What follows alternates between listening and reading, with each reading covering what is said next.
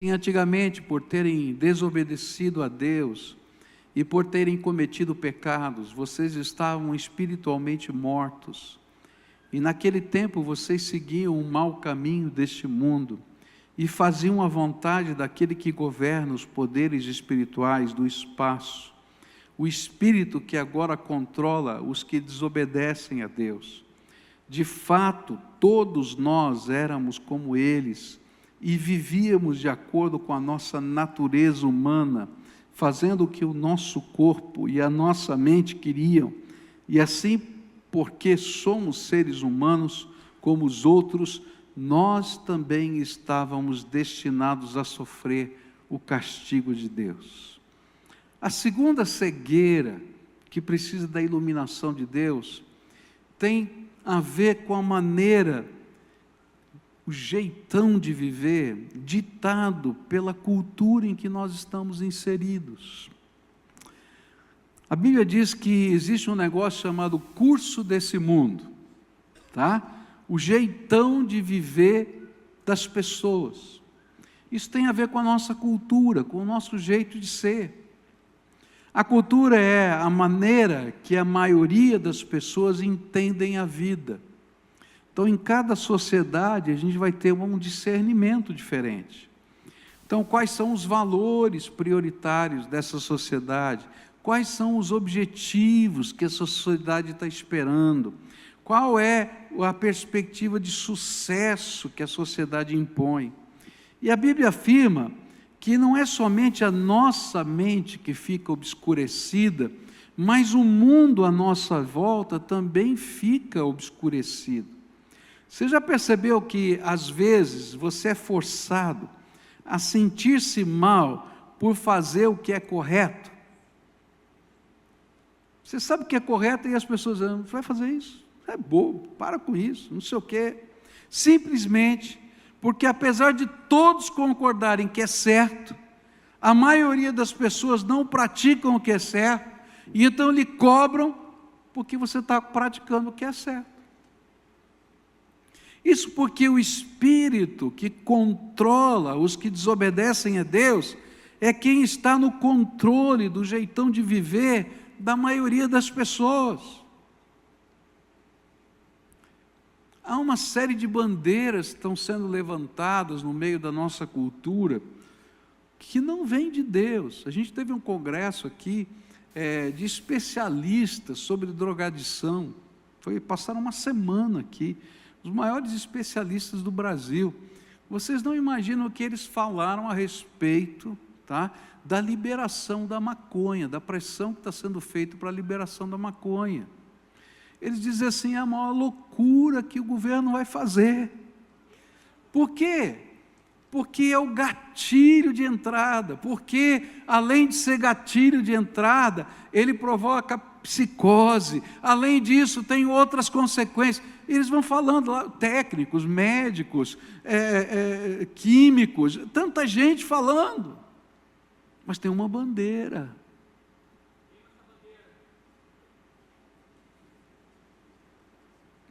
Agora, você tem outras bandeiras que estão sendo defendidas pela cultura, que estão destruindo a sociedade. E a Bíblia diz que isso é escuridão. E sabe para que Jesus veio a esse mundo? Para entrar nessa escuridão e dizer, não é assim não. E aí é um lampejo de luz e a gente começa a perceber. E aí, aqueles que começam a perceber são criticados e são perseguidos. Por isso Jesus disse que nós seríamos criticados e perseguidos. Mas não importa, tem que alguém ser sal da terra e luz do mundo. Não que a luz seja nossa, mas nós refletimos a luz de Jesus, e estamos dizendo, não queremos isso para nós. Tem muita gente que vai dizer para vocês que estão aqui, que para vocês não tem jeito, que não adianta, acabou. Eu quero dizer para você que isso é treva e escuridão, porque Jesus tem poder, não só de iluminar a nossa mente, como transformar a nossa vida. Tem jeito.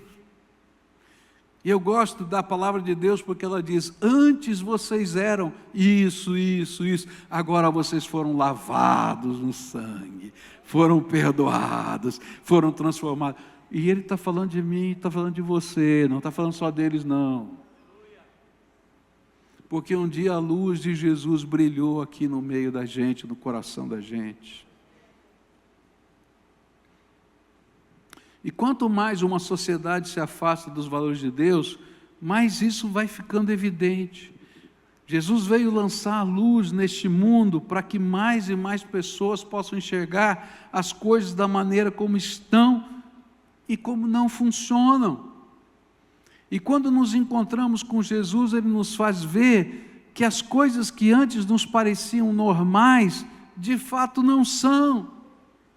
E sabe o que aprendemos? É que enquanto a luz de Jesus não faz mudar a postura, nós estamos mortos espiritualmente, desconectados do único que poderia mudar a nossa história. E Jesus veio para iluminar os meus e os seus olhos. E eu quero dizer para vocês que nós estamos vivendo a época da última chance. Porque Deus está tentando salvar esse mundo há muito tempo.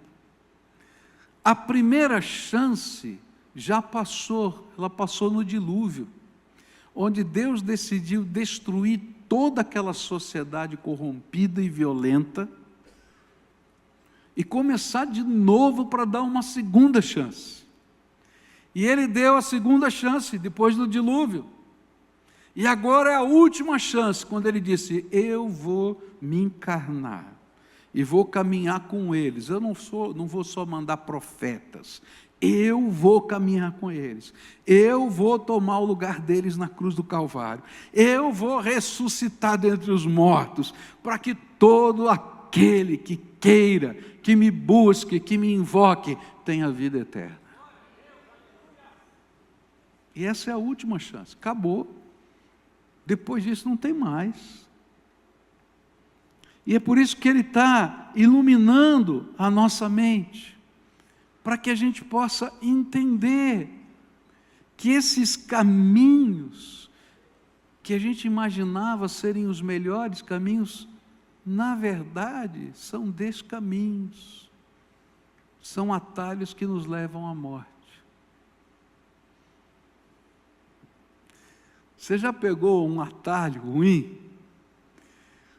Eu estava fazendo uma viagem para Ijuí, lá no Rio Grande do Sul, e eu botei no meu GPS, Ijuí. Tá? E o GPS ele tem umas marcações, né? Tipo, melhor caminho, menor caminho, caminho sem pedágio, não tem uns negócios assim? Então, o meu estava marcado menor caminho, mais curto, tá? E eu tive que, no meio da viagem, tinha saído tarde, eu parei numa cidade lá para dormir, para seguir no outro dia de manhã, e peguei o meu carro, GPS, e mandei bala. E fui seguindo a rota, né? E eu comecei a perceber que eu estava entrando nos lugares meio esquisitos, né? E eu já tinha andado uns 60 quilômetros, mais ou menos, e eu peguei uma estrada de terra. Eu falei, mas para Juí não tem que pegar terra, tem alguma coisa errada. Aí parei para perguntar e falei assim, escuta, eu falei, o rapaz falou assim, dá para você chegar. Qual é o melhor caminho? Volta tudo. Mas eu já tinha andado 60 quilômetros, eu pensei assim, bom, eu vou fazer o seguinte, eu vou tocar aqui por essa estrada, ele falou que dá para chegar, depois eu pego a principal, mas eu não vou voltar, eu não gosto de voltar, né? É uns negócios de mania, assim, né? Esse negócio de voltar para mim é perder tempo, eu vou tocar. Aí, de repente, caí naquela estradinha de terra, falei, é muito chão aqui, tem uns 10 quilômetros de chão aqui. Só que ele não me falou que depois tinha que atravessar o rio e tinha uma balsa, daquelas que você vai puxando com a mão, assim, sabe? Aí entra o carro, assim, naquela coisa. E eu falei, será que esse negócio aguenta meu carro? E os caras vão puxando com a mão, assim, um negócio esquisito, nunca tinha visto na minha vida. Assim, tinha visto em filme, mas não, né, no carro. E aí vai, atravessa o rio daquele jeito. E aí chega do outro lado, e você, para chegar na estrada, tem muito, tem só uns 40 quilômetros de terra, e lá vai eu, lá, e já tinha andado mais de 100 quilômetros ali, não vou voltar mais 100 quilômetros. Eu sei que, gente, que viagem que eu fiz para Ijuí, né? Por quê? Porque eu queria achar um atalho. E sabe, queridos, na vida não tem atalhos. E a gente precisa ser iluminado pela graça de Deus. E a Bíblia diz que há caminhos que parecem direitos, mas o fim deles é a morte. E a gente precisa que a luz de Jesus ilumine a nossa mente. Por isso Jesus veio a esse mundo. Nessa manhã eu queria orar com você. A gente vai continuar estudando sobre isso hoje à noite. Mas eu queria orar com você porque hoje algo tremendo de Deus está acontecendo. Agora, nesse instante, algo tremendo de Deus está acontecendo. Jesus está aqui entre nós. Ele prometeu que onde estivessem 2 ou 3 pessoas reunidas debaixo da autoridade do nome dEle, Ele estaria lá. Então Jesus está aqui hoje. Ele, quando promete, Ele cumpre. Ele prometeu que o Espírito dEle estaria aqui entre nós e seria aquele que nos convence do pecado, da justiça e do juízo. Ele prometeu que não nos deixaria órfãos, mas enviaria o seu Espírito sobre nós. Por isso Ele veio a esse mundo. E quando Ele veio a esse mundo, Ele fez algo extraordinário. Antigamente, só o profeta, o sacerdote e o rei podiam sentir esse mover do Espírito. Mas porque Jesus veio a esse mundo, porque Ele é a luz, Ele abriu a porta do céu para que o Espírito de Deus pudesse pairar sobre todo aquele que invocar o nome do Senhor. É promessa dEle. É promessa dEle. Isso não é privilégio de um pastor, não, é privilégio de todos quantos clamarem. E Ele vai derramar graça. E sabe, Ele não só ilumina, Ele vai, e aquilo que aprisiona a nossa mente, Ele vai arrancando de nós. Tem uma moça aí que está querendo voltar para a rua, tá? Hoje o Senhor vai libertar você dessa prisão em nome de Jesus. Em nome de Jesus. Porque isso é cegueira. Não tem futuro na rua não, é morte. Vai morrer lá. Não tem futuro não. Às vezes a gente imagina que tem futuro porque a gente pode, que a gente consegue. Não consegue não, querido. A Bíblia, numa outra versão, chama essa escuridão de fortaleza do entendimento. O diabo vai lá e constrói um forte na nossa cabeça. E a gente acredita na mentira como se ela fosse verdade. Tem um irmão nosso que vai começar a trabalhar conosco aqui no ministério, e ele faz parte de um movimento muito interessante, de uma associação de pessoas pelo direito, olha só que coisa absurda, pelo direito de não ser mais gay. Você acredita nisso? Porque todo mundo diz que não pode ser diferente. Ele diz, eu não sou mais. E tem muita gente como eu que não é mais. Mas ele tem que pedir permissão para dizer que não é mais. Porque ninguém acredita. Isso é uma fortaleza na mente, no entendimento. É uma cegueira.